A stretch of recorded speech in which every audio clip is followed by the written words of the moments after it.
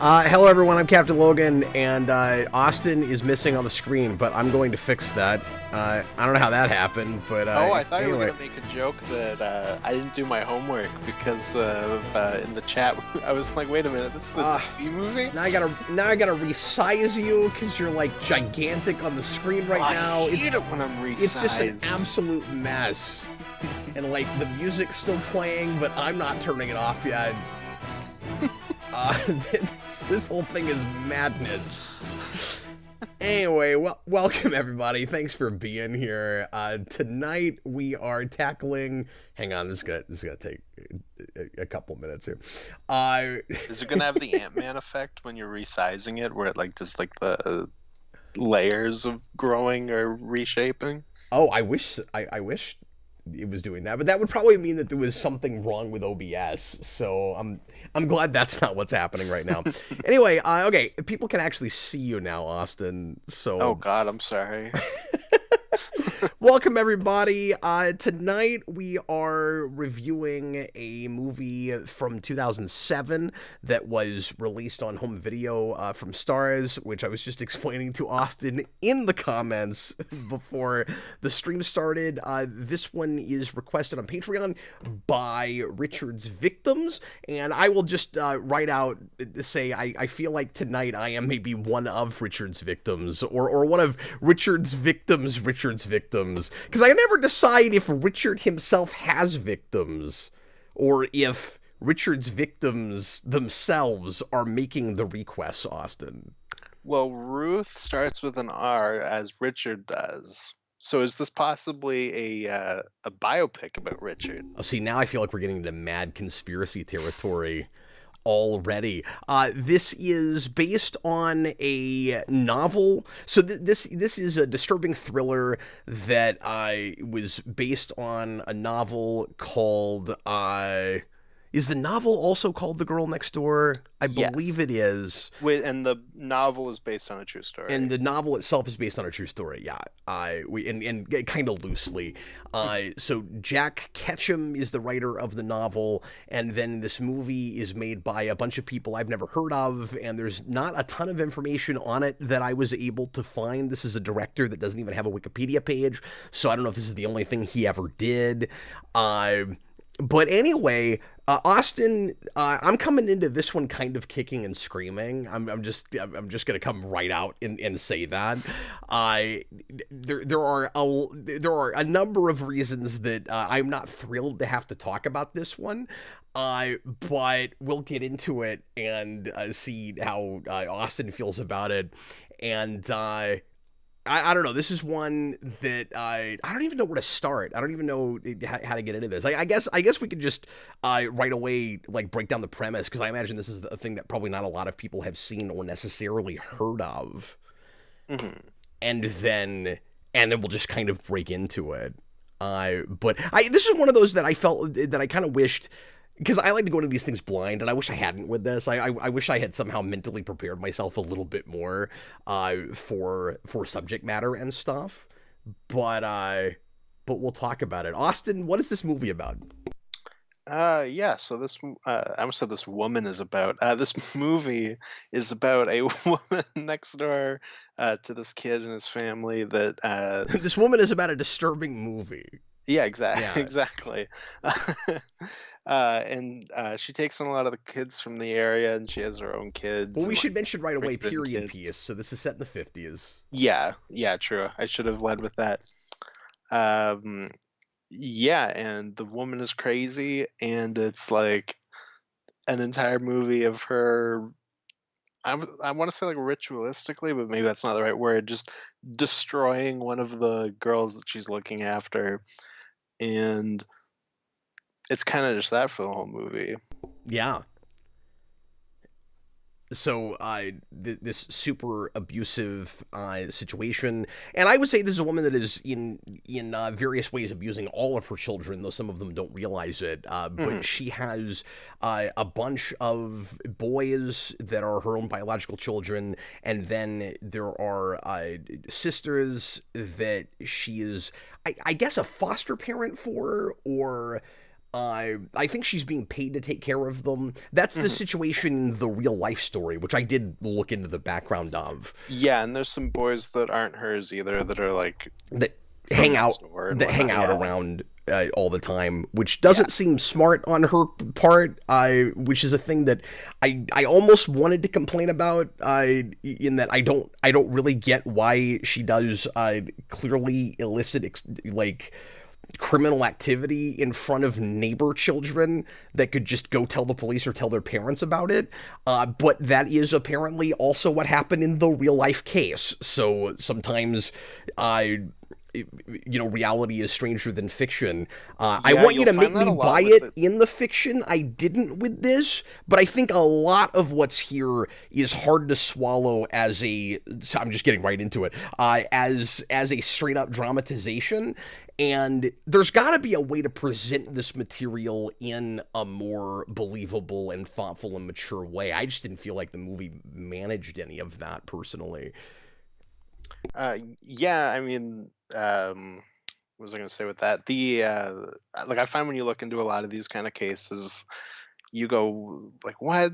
Like if you were to take this and dramatize it, it's like the most contrived narrative, and it's like, how did this actually happen? But yeah, no, I'd be interested to look into the real life case. I did see that it was a real thing, but obviously, like you said, loosely.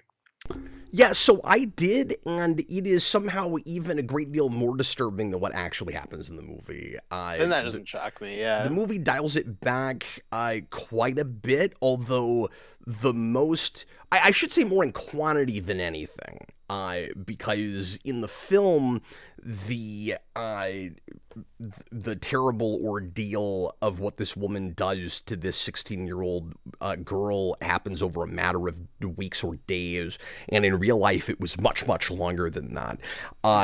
But the worst things, I say it dials it back. What's interesting is, like I said, more quantity than anything, because the worst things, or at least a couple of the biggest worst things that were probably like major parts of the court case in real life, are left intact in this story. But there's just a whole bunch uh, of smaller things that all, in smaller relatively. I mean, it's all god awful. Mhm. That don't make their way into this. That I imagine some of that is probably in the novel, because you've got a lot more real estate.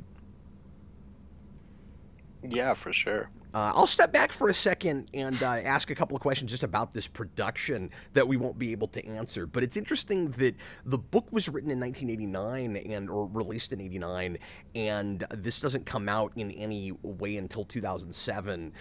So I wonder if it's a thing that there might have been a script kind of bandied about in Hollywood for a while, and like with so many things, eventually gets relegated to the home video or the direct to or the TV movie bin. Mhm.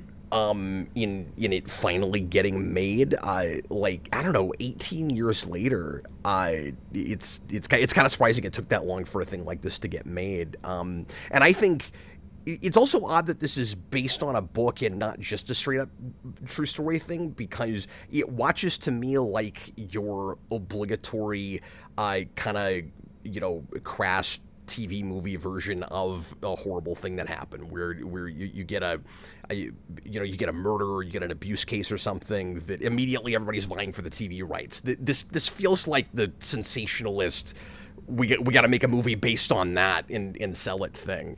So really odd that it's based on a novel and not that story. Yeah, for sure.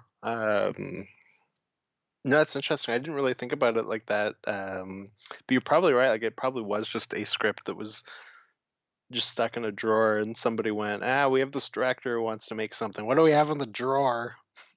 And then even weirder is we found out just before we started broadcasting from one of our viewers. Who was it that brought that up? Hot Soup. That there was another movie for Showtime called American Crime that was also based on, I think, the actual true story, maybe not the book, I'm not sure, that came out in '08, the very next year after this, and almost was released at the same time. There's something in the air. So it took almost 20 years for both of those things to come out. Yeah, were we on kind of a like fiction based on true crime kick right then in the culture? Like, I don't know. This is probably like near the end of when we had all the big like serial killer TV movies, or I guess straight to DVD movies. Also, yeah, and Zodiac was right around this time.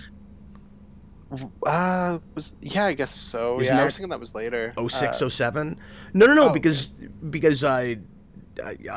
Downey does Iron Man in 08, and Zodiac predates that. That was kind of his comeback. Oh, okay. For some reason, I thought Zodiac was after Iron Man. Okay. I mean, I'll double check, but I'm 99% sure. Yeah, I don't know. I don't know the date on that super well. But like you have like Bundy and Dahmer and Gacy were all movies that were coming out in the like mid 2000s. Yeah, no, Zodiac is this very same year. Oh, okay. So maybe there was something in the air where we're just suddenly we're making movies based on all of these horrific true life things. Also, in stepping back for a second before we get into the nitty-gritty of this, I also want to mention that so as to not look like a hypocrite as I'm being critical of this thing, I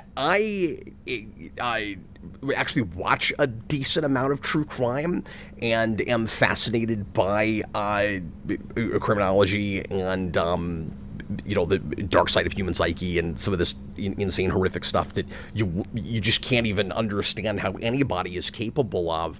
But it's not the kind of thing I typically like to talk about on the channel, and so this is uncomfortable for me, even if I thought this movie was really good, just because it's sort of like when we talk about things that even with fiction that get real political, I find myself having to kind of dip my toe into things that I'm just not super comfortable typically talking about on a comic and superhero and entertainment channel. So one of the things that made this really uncomfortable for me, and this is not, of course, the movie's fault, is it. I don't want to say hit home because it's not. I mean, without getting deeply personal, I guess in a couple ways it kind of did. But with the thing I'm about to mention, I can't say hit home because it's not a personal thing with me. But I went down a rabbit hole last year with the Ruby Frankie case, the 8 passengers thing. And for anybody that knows what I'm talking about with that, horrific child abuse case, insane woman who used to have a ridiculously popular family YouTube channel who ended up teaming up with a cultist and like tying up her children in a bunker that they had, and like telling them that they were demonic and horrible and they had to do all these insane things in order to repent for sins, and the whole thing was connected to her background with Mormonism and stuff. And anyway, I've spent a uncomfortable and I guess I feel weird even admitting this, number of hours listening to information about that case, and this brought all of that back. Like, I got to the point where I had to stop looking at that, and it was like affecting me really negatively, and this was that all over again. And there was no way I was gonna talk about this movie without bringing that up. And so all this just gets into this true crime kind of place, which isn't what we talk about here. So I will discuss this as much as just a piece of fiction as possible, but it's the kind of thing that it kind of presents itself. I mean, I don't want to say that it's pretending like it's everything that really happened in real life. It is not doing that. It says based on a true story in big letters at the beginning. But because it just straight up dramatizes it and doesn't create any kind of character study or broader narrative around it, it kind of just drops you in. Here's this insane sociopath, and she did this horrible thing, and now her victim is dead. The end. And in that way, it is more like a documentary or a biography or something, in that I don't really know what to take from that. Like, that was really awful. The end, you know? And that's not how I would have done that. I feel like a narrative like this is more thoughtful and stronger. And because I don't feel like every real life thing that happens is the kind of thing that makes for good drama. I don't know if you agree with this, Austin, but like, this is the kind of case where you'd be better off with a different central protagonist that's like investigating this, or is interviewing people after the fact and learning about it, and we get like a character arc for that person about how it affects them. Like, what's the story here? Mm-hmm. That's my issue with the way this is handled. It isn't that you can't tell a story with this subject matter. It's that, what was the purpose of this story and the way it was handled? Yeah, I mean, I don't know that I agree with that. I do think there is a story with following the main kid that's next door, and his kind of struggle with what he should do with this, and like if he can do anything about it, and whatnot. I do, but I also Well, I don't guess the bookend disagree. with him as an adult, which I sort of forgot about, Mhm. is about, I've tried to live a normal life, but this is always going to haunt me. So I mean, I guess there's that aspect of it. But then it might have been nice if we went in and out of that and we told a story about him as an adult. You could have done something with that. Yeah, I mean, I think it works as a bookend. But yeah, you maybe could have had at least more narration, maybe like the what is that movie we did? It was also based on a book. Oh, it had Tom Holland and Robert Pattinson in it. Oh, Devil All the Time. There you go. I'm glad you thought of it, because I wasn't going to. No, you're right. That handles the kind of novel esque narration really well. Hmm. Yeah, absolutely. But I do agree you maybe could have had some sort of angle with somebody looking into this, or like, but I also feel like it would probably be hard to hold that for a whole movie, because it's not like there'd be anything that you're really investigating outside of just going back to the house. Like, it would, I feel like that'd be more of like a subplot. But I don't disagree that it would have been possibly a good addition. Yeah, well, I get nervous and I just start talking a lot. So No, it's fair. I also think we're coming at this from like completely different perspectives based on things we've looked at and whatnot. oh sure, yeah. Well, anyway, what was your take on this? How did you feel about this? So I feel like I have to completely recontextualize my entire feeling about this now, knowing that it was a straight to DVD movie, which was something I would have complained about before because I was stupid and didn't look that up. Now that I know that, I won't harp on it as much, but I feel like I was watching a movie with a good story. Like, it made me want to read the book to see what this is based on. The thing that really holds it back is that it's made with the like production level of like the '80s It miniseries, and I think sometimes it rises above that, with the exception of Tim Curry in that, of course. But like if you had like the adults in that, like just that section where it's like, the acting's not great, doesn't look great. Um, That doesn't help it at all, and that was the other side of this for me. Is if the production was better and the acting was better, it might have elevated it to a point where I was more okay with actually dramatizing this. But like, I didn't feel like it rang true. I didn't buy a lot of what I was seeing, and mhm. I thought it was actually oddly better the more intense it got. Like, once you got past set up and kids just kind of running around the neighborhood, and you got into the really intense stuff at the end, I thought the actors started to bring a bigger game. Maybe partly just because Mhm. everybody was uncomfortable with the material and the characters needed to show that, and so it kind of came out. I wondered if this wasn't filmed in order, because the main female victim, Meg, I thought she was kind of awful at the beginning, and then when she goes through just the most horrific ordeal, you could tell how difficult it was for the actress, and that made the acting a lot better. And then I read that having to do all the bondage stuff really bothered her, and she hated it. And I was like, well, now she can act because of that. Which, and I don't mean to be crass in saying that, but I felt like that really came out on the page. And I wondered if they shot it in order, if it might not have benefited the film if they had shot her earlier stuff before all that happens, after they shot the bondage stuff. So I had a similar thing, but I just wondered if maybe they were struggling to convey that she was like exactly how she was kind of on her own and kind of distant, and then once they get into some of the crazier stuff, she was just better at that. But that makes a lot of sense.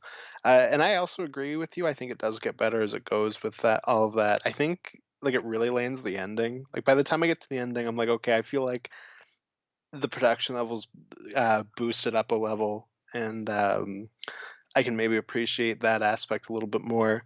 That's the big But thing I'll give it, is the ending is the best thing. yeah, I thought the ending was quite good, and And that main kid really rises to the occasion at the end when he's with her when she dies and all of that. Like, it all really clicks in at that point. It made me wish that they had had like a second go of it.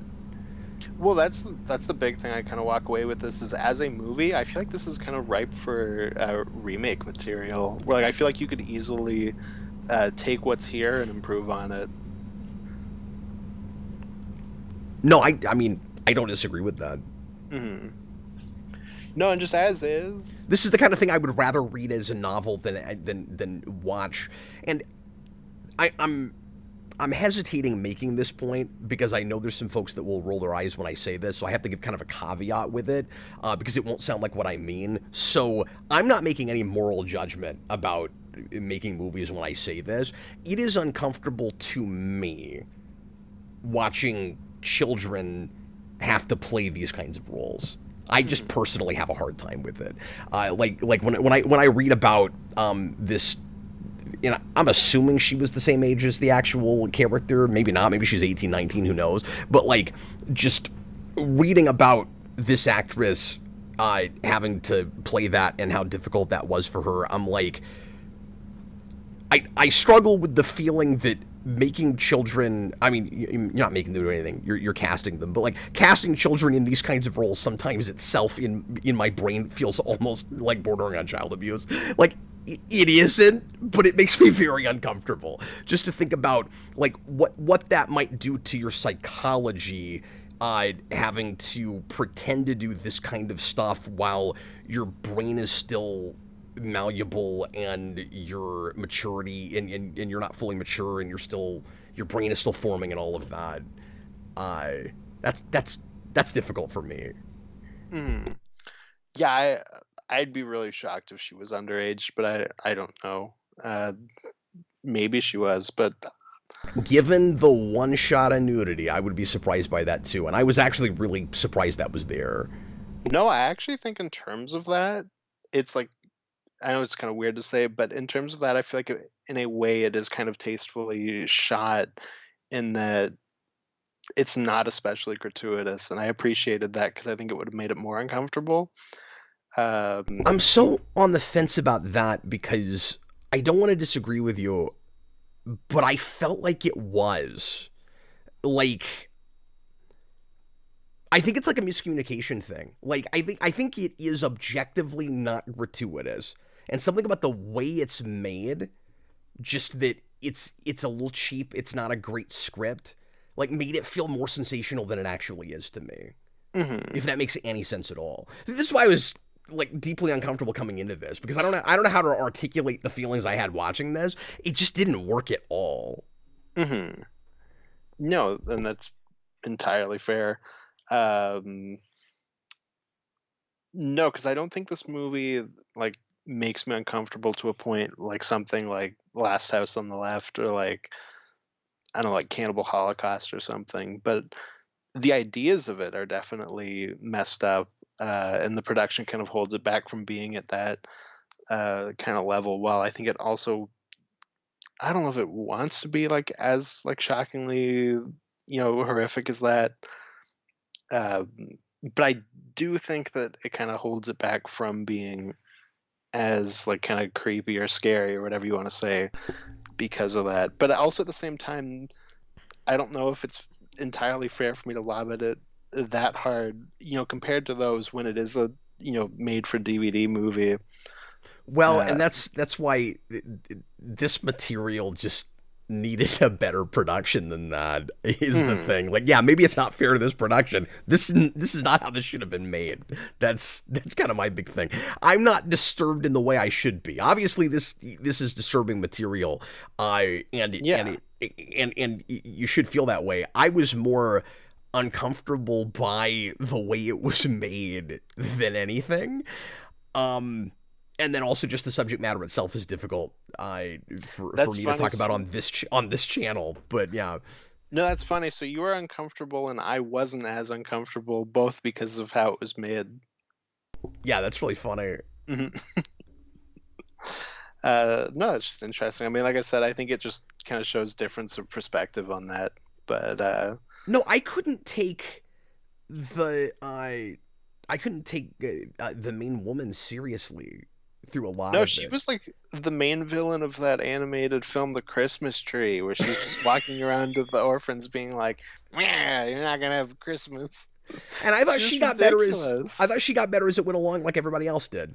Hmm. I'll give her that. But some of it is she doesn't have enough to play because the story gives her no background to work with. So you get a couple of little hints of like disturbing background with her. She's clearly not all there. There are places where characters react to her in ways we don't really see.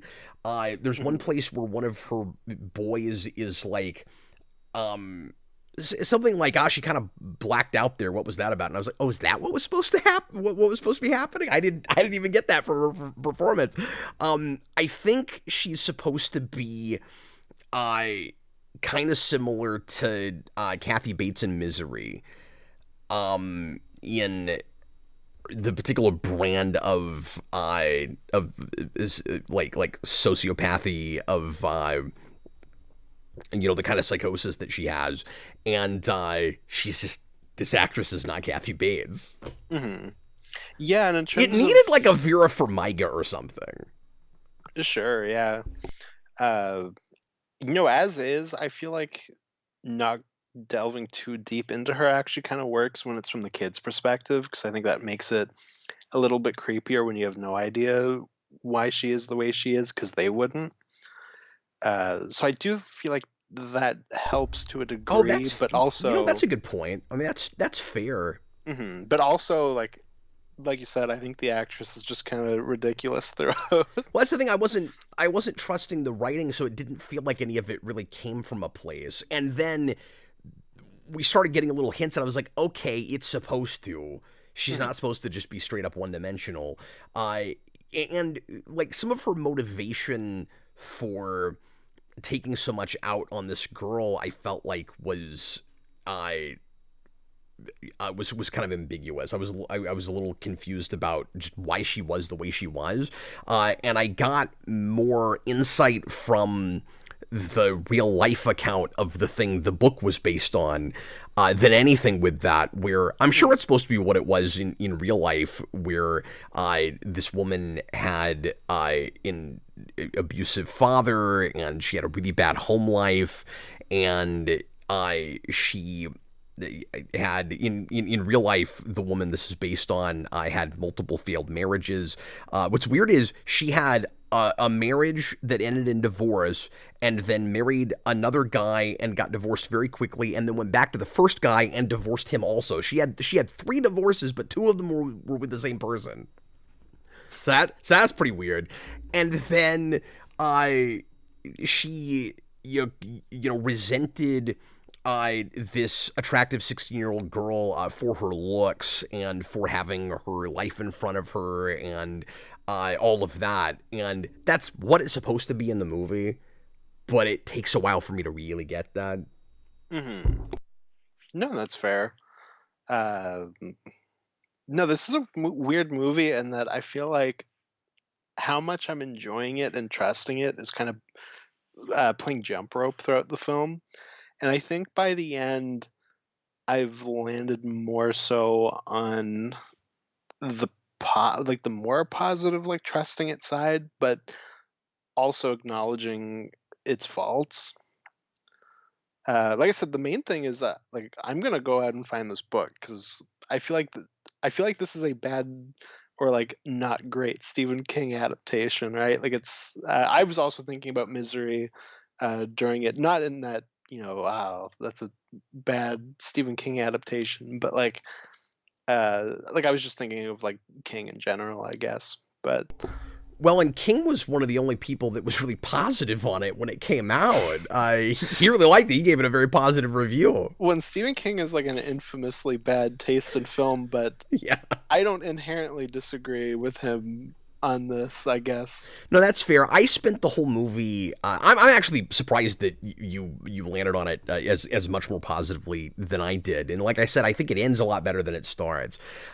That was the big thing is I feel like I was like right on the fence, and then the ending scene I was like, "Oh, they nailed this," and it like pushed it over. Yeah, I feel like the whole thing would have worked better as a one-room drama. I was off on the wrong foot with it from the start because I just didn't buy the period. Like, I didn't buy these actors as living in that time period. It didn't look like the 50s to me. Like, I Oh, almost I'm feel like like, almost never thinking about it. Like, oh yeah, this is a period piece. Like it's like in one ear out the other. yeah, well, and the problem is it's also relying too much on it being a period piece in its dialogue, which is Mhm. not super authentic to that period, but there are lines that come off really cheeseball if you don't think of it as a period piece that they think are just the way people talked back then. So Mhm. any way you slice it, you have to buy the period of it. Mhm. If you don't, it's really super cheesy. And if that dialogue isn't at all that way, then why didn't you just set it now? And honestly, with the production as cheap as it is, they probably should have just advanced it to present day. Mhm. Although I'm Yeah. sure the idea is this is all much harder to get away with in '07. But that's the other thing is I didn't feel like the piece was really had really any commentary on the society. And it needs to, because inherent in that idea is well, okay, there's a little bit, but not enough. It's not brought enough to the forefront. There's a little bit of commentary on this in the way the main kid's parents treat him and are dismissive of the situation and all of that, which was an issue with the real world case, that there were people that had plenty of hints about what was going on but never called the police, never told anybody about it. And I feel like that criticism of the society at the time, where you just kind of turn a blind eye and pretend like everything is Leave It to Beaver, is inherent in this and needs to be brought to the fore. I mean, you don't want it to be preachy, but it it should be clearer than it is. Otherwise, there's no reason to set it then, except just to go. More people would probably figure this out, or you wouldn't buy her inviting the neighbor kids over to watch in '07 in the way Mhm. maybe in the way maybe you could see it in the '50s. Even in the '50s, that's crazy, but it happened. Or they just went, well, this is when the book's set. This is when the movie's set. Richard's Victims is actually in the chat right now, and it seems shocked we actually watched it. I mean, you requested it, man. I know it's been a while, but here we are. He says, when was the real story? It was in the early '60s. So the real story is a few years after when this is set. Oh, okay. I'm not sure why they moved it, or why the book moved it, probably, but having not read that. I mean, it's probably just the like you change details. Like that's just Yeah, some of the details you change. Like, eh, it's yeah, not like it's that probably far so. off. Because the book also simplifies a lot of stuff from the real life story, where there are like fewer characters involved, and Hmm.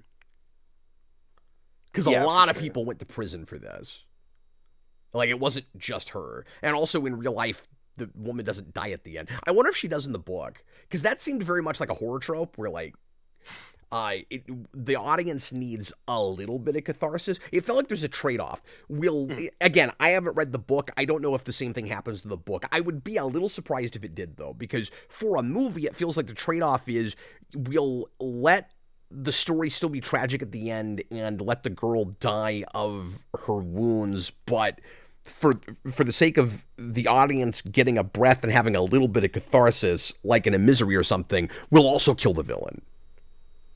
Mm.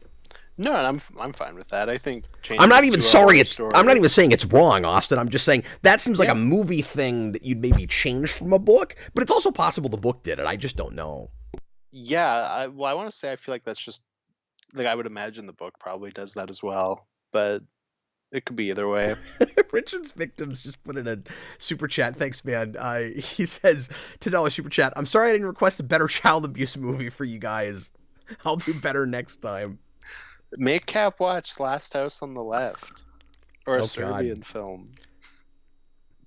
I Well, luckily we've got a backlog, so even if you requested something else like that right now, it'd be a few months. That's So future Cap's problem. that's good. Yeah. I have a hard time with child abuse stuff in general, but that's not Mm. me saying you shouldn't tell stories about it. Yeah. Well, my big thing, and this is something I I would rather thought of. watch this than talk about it. Can I say that? Like, Oh, okay. See, I feel like the harder with thing some. for me with this was I'm watching it going, God, I have to talk about this later. Like that's part of what made it difficult. But Mhm. I also don't think it's very good. But Yeah. I'm with you to in a milder degree than you had. I was more with it at the end, but I still didn't like it. Yeah, absolutely. No, so I watched Cannibal Holocaust last year during October, and when I walked out of that, I was like, okay, um, I will never watch this again. I didn't enjoy it, but I also feel like I can't criticize it for being uncomfortable because that's exactly what it's supposed to be, and it's a horror film, so like it accomplished it, like it did its job. Yeah, but there's So I, always that third thing. Like, was it worth doing? Like, was there a reason for that mhm. story to be told? You know. Yeah, and I guess I just don't have that where I'm like, I don't know, like, yeah, I guess I just don't have that question with stuff like this. But I mean, that's just, you know, Well, taste and at the it's a end of the super day. subjective thing that like everybody's Mhm. got to answer for themselves. But No, exactly. Exactly.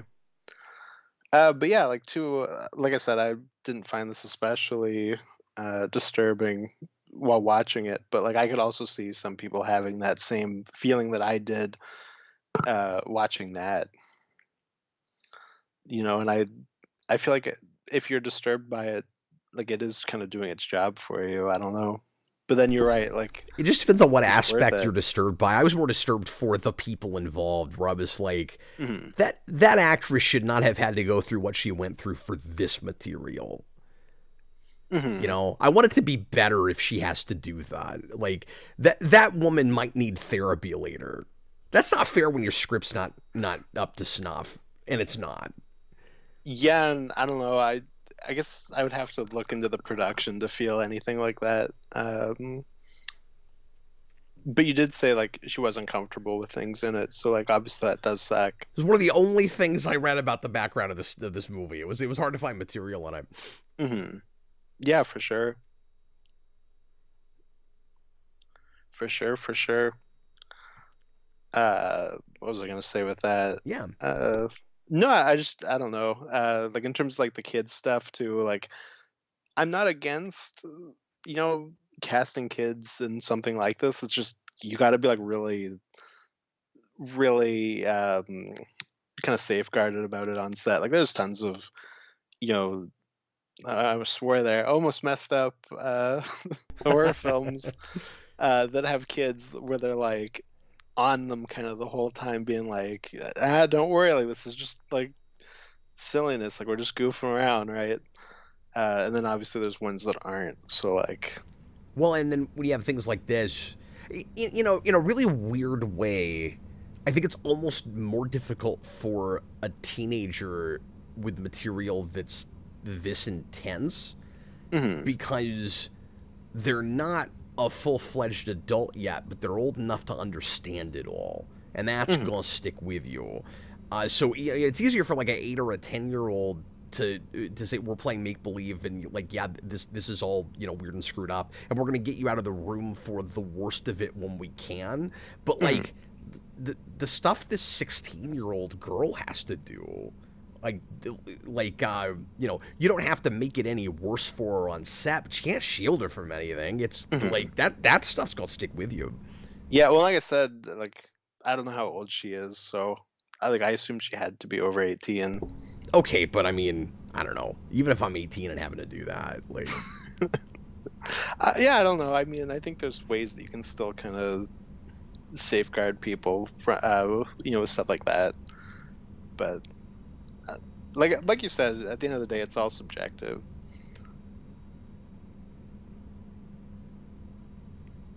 yeah. And I don't know. Like I said, I don't want to get I don't want to get deeply personal or anything, but I have just like certain baggage and stuff that makes this kind of thing difficult for me to talk about. Hmm. Yeah, for sure. Do you have anything else you wanted to to bring up about this No, movie? I not assume really. probably not. Not really. This is, I mean, obviously for ReQuest we spoil everything. This is not a thing that personally I would recommend. And even for like deeply disturbing horror movies that are supposed to make you think about the worst humanity has to offer, there's a lot better. Hmm. No, absolutely. And for me, I guess like I don't know if you like horror movies, give it a shot. You might like it, you might not. It's kind of hit or miss. But Yeah, you're and I know, right. Like there's better and I things. know there's a lot of people that like this, but I'm not. I'm Well, sorry. What I should say yeah. is if you're a really big Ghostbusters fan, this is the greatest Walter Peck origin story. So that's the reason to watch it. I'm sorry, I was reading comments. I totally missed that. I just said if you're a big Ghostbusters fan, this is like the perfect Walter Peck origin story. So watch this between Ghostbusters 2 and Frozen Oh Empire, my god, and that's then you'll be like, hilarious. "Oh, okay, now I get it. I get this guy." Does this guy grow up to be a doctor? Um, Something like that. He's like some like big person. I assumed at the EPA. Well, I assumed he was a doctor because of the way he handled the car wreck at the beginning. Eh, the EPA people probably know how to handle And then that. somebody in the crowd is like, "Is that guy a doctor?" And I was like, "I think that's the movie telling us he's a doctor." I didn't answer. Uh, I don't know. My dad was on a plane once, and somebody was like, "Oh, we need a doctor," and the person next to him said that he was a doctor of agriculture. And my dad was just like, "Oh my god, that's clearly they're not looking for people like you." yeah, and like in that situation, you say that just to look important. Like really? That's the Yep. moment where you're like, just so you know, I went to college. I went to college I wrote a dissertation on on agriculture. agriculture. Yeah, like get out of here. Not only is that not the kind of doctor that they're looking for, but you're boring. What are you, a doctor of the dirt? Get out of here. Okay, well anyway, This was a good place to end on. Good night, everybody. no, No, I didn't mean to split hairs with your Walter Peck idea. That's actually really funny. But then immediately I was just like, wait a minute, I think we gotta know what that guy did, maybe. mhm. Yeah, no, you're right. He is a doctor. Although the Well, I idea liked that because I was like, okay, like we killed off the girl. Um, you kind of can't have the ending that I thought maybe it would go to, which is like you're kind of punished for the slavers thing, where the girl gets to, gets out, but there's no going home from this kind of a situation. But Yeah. then he kind of gets that, so I'm like, Yes. oh, it kind of played it both ways. Yeah, no, the bookend is actually a lot better than I expected, and I wonder, once you get to the end, and I wonder if that's in the book, because there's actually a really good reason that it's a car wreck. And I was going to say, even if he's not a doctor, it's kind of cool if he just immediately goes in and tries to save her, because the girl who dies at the end, the victim, her Meg, her parents die in a car crash, and then the children wind up with this horrific devil lady, and so this guy, like, desperately trying to save this person who gets hit by a car, isn't thinking about that person. He's thinking about their was it a man or a woman that he saves? I think it's a man, right? I think so, yeah. See, I would have maybe made it a woman, but it doesn't really matter. But anyway, if he saves that man, he's probably thinking about the guy's potential children. No, that's a good call. If I don't save him, who do they wind up with? Like, that's great. Absolutely, yeah. No, I wasn't even thinking about that, because some of what was kind of in that opening bookend was kind of lost by the end, just because, like I said, it was kind of going up and down in terms of like how much do I trust this? So it was like some details I think kind of got lost on a first viewing like that. Yeah, for whatever reason, the car crash thing stuck with me. Teddy 49 super chat. I can't wait for you guys to get to my request, because it'll just be like, how do you expect me to talk about this, Theodore? Yeah, we'll make sure and call you Theodore too. Yeah, what is it you requested? Now I'm curious. Put it in the something called breakfast with, but he did already. Something called breakfast with Blassie. I've never heard of that. Oh. So we're gonna watch that and be like, how am I supposed to watch this, Theodore? Theodore? Exactly. It's gonna be a while though, because he went not too long ago, I think. Oh, okay. Well, what do we have on the chopping block next? His Captain? is a bunch of weeks from now. Teddy, did we do something for you recently? Let me know, because I'm kind of surprised by how far down the list this is. But anyway, next time, Austin, we're getting back to comics, and Amalgam Nation is asking us to do Injustice 0 year. We did the first year, because those were in like 5 years, and then there's 0 year, and I don't even remember where that falls, but we did the first year of that actually quite a while back, 2 or 3 years ago now, and we liked it quite a bit, and then we heard really bad things about the sequels, or about the rest of it, and we've never gone back and done year 2. I've been leery of it, because I've heard bad things, that it just gets worse and worse as it goes along. Yeah, none of it's really stuck with me. Like, it wasn't something where I was like, oh, this is so good, I need to read more. It was just like, this is like good for like this kind of a thing. I think, shockingly, we ended up liking Deceased more, which we didn't expect to. Possibly. I also don't really remember anything about DC. Because that's that same writer, and we went into that kind of kicking and screaming, and then we came out of it going, hey, that's pretty good. Yeah. All I remember about Deceased is the Batman dies like right at the beginning. Oh, that's right, yeah. And that's all I remember. So 0 year came out in 2020, so I'm gonna assume that was, after all of that. It's a prequel. I'm remembering this now, and then so I think they did the prequel, and then I think they did. Maybe it was even post Injustice 2, because I want to say they had an Injustice 2 monthly coming out just after the game did, and that was like 17. Yeah, they did. So this, I think, might be the last thing they did. Oh, crazy. But I just want to check real quick and see how long it is. And if it's going to make sense for us to do all of it. Okay, so this says 14, but it was probably digital first, because it says chapters 1 to 14, which suggests that's not going to be 14 full issues. So I bet it's more like 6 or 8, Austin. Oh, okay. Like lengthwise. Yeah. But we'll check it out. We should be able to get that whole thing knocked out. Groovy. Oh no, the thing Teddy requested is an Andy Kaufman film. Mm-hmm. Now I'm horrified, but also intrigued because Andy Kaufman's an interesting character. Yeah, he's an interesting cat, that Andy Kaufman. And I'm a big Man on the Moon fan. Yeah, for sure. Maybe like slightly less so after seeing the documentary with the video journals, but you know, oh yeah, that documentary's rough. it's rough. I kind of wish I hadn't watched it. Yeah, no, that documentary's brutal. I don't think Jim Carrey did anything for his reputation by releasing that, but it made me want one for Jared Leto during Suicide Squad. That might be like one of the places where I'm like, oh, this documentary made Jared Leto look better than Jim Carrey did in that. That's crazy. It wouldn't have if they filmed all that and showed it to you. I don't know. I guarantee it.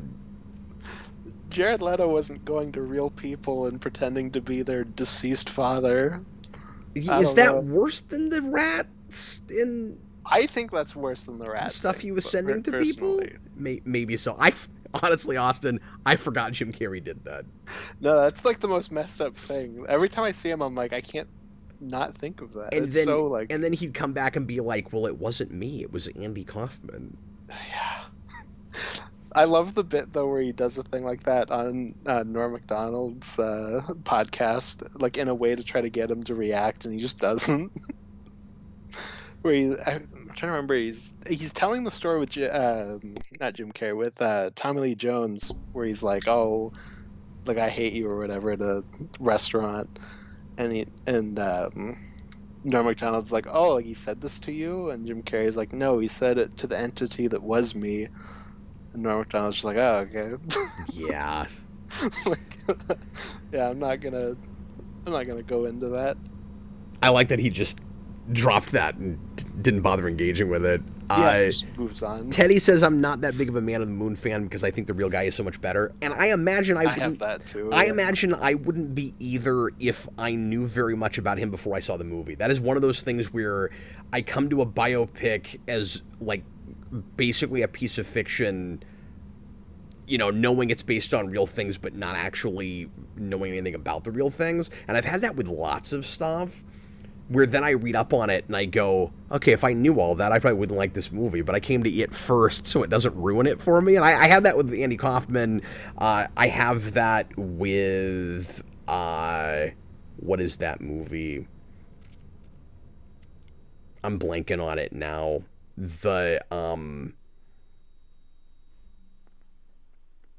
I can't think of it. Well, anyway. Well, now we're just reviewing Man on the Moon at this point. Yeah, exactly. We're getting it out of our system now, so we don't have to talk about it when we get to that movie. That documentary just makes it worse because it's like, oh, you were really douchey about it, and you did a bad job playing Andy Kaufman. Like, that's so much worse. But anyways. Yeah, like, I think...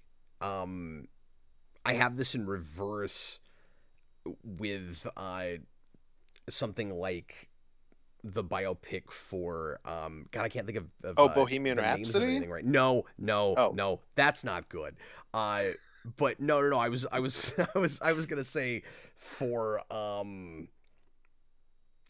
Johnny Cash. What is that movie called? Oh, yeah, because Kyle Newberry said Saving Mr. Banks, and I just thought of that too. Thank you. That's what I was trying to think of a minute ago. So Saving Mr. Banks is a movie I like a lot, and I didn't know the background with that really before I saw it, and yeah, it hasn't ruined that movie for me, but it should.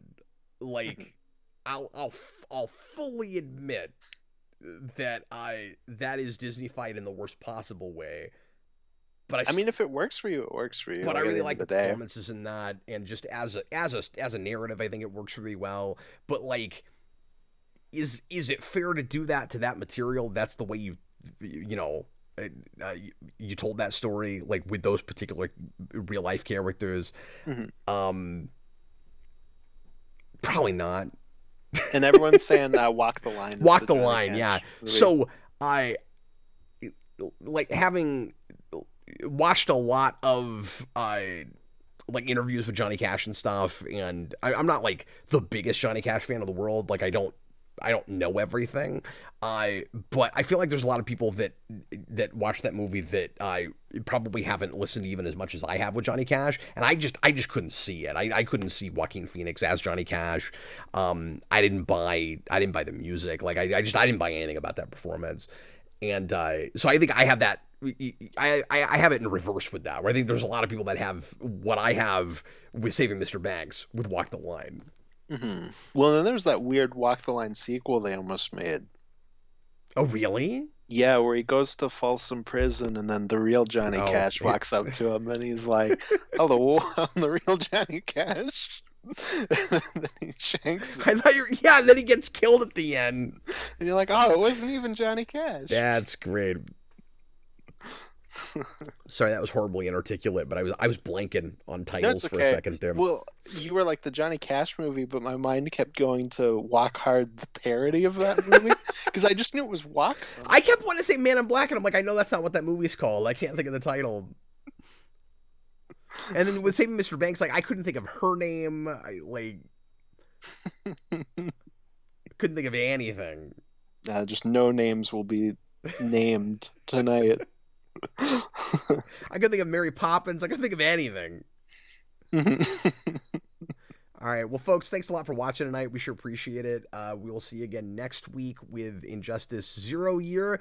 I hope that's a fun read. I'm going to assume that's still that writer, yeah? I'd imagine Tom Taylor, it's yeah, still it is. Tom Taylor. I thought he did all the Injustice stuff, but I actually don't know that. I don't know if he did 2. Mm-hmm. I assume he did. Dan said the wrong Cash died. He hurt himself today to see if his other still bleeds.